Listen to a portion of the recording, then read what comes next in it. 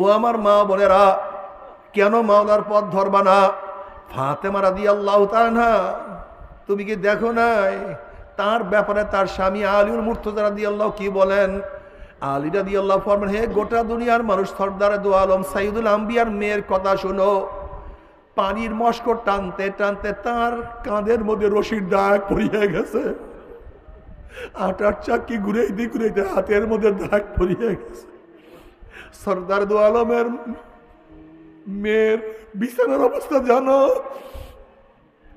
আমার আর তার মাত্র একটা বিছানা ছিল, তাও একটা বকরির চামড়ার।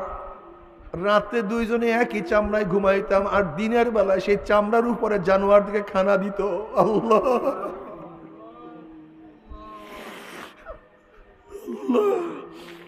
আম্মা জান আয়েশা সিদ্দিকা রাদিয়াল্লাহু আনহা ফরমান, নবীর ঘরে তো 2-3 দিন পর্যন্ত আগুন জ্বলতো না, কোনো খানা পিনার ব্যবস্থাও থাকতো না।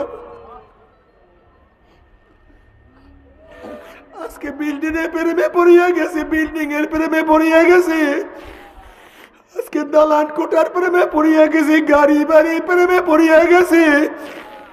বাবারা, গাড়ি বাড়ি কোনো আপত্তি নাই, গাড়ি করো, বিল্ডিং এ থাকো, কিন্তু আমার মাওলাকে ভুলিও না, আমার মাওলাকে সারিও না। আল্লাহ বাবারে, সময় চলিয়া যাইতে আছে, যদি ইবাদত করিয়া মাওলার কবরে যাইতে পারো, কবরটা জান্নাতের বাগিচা হইয়া যাবে।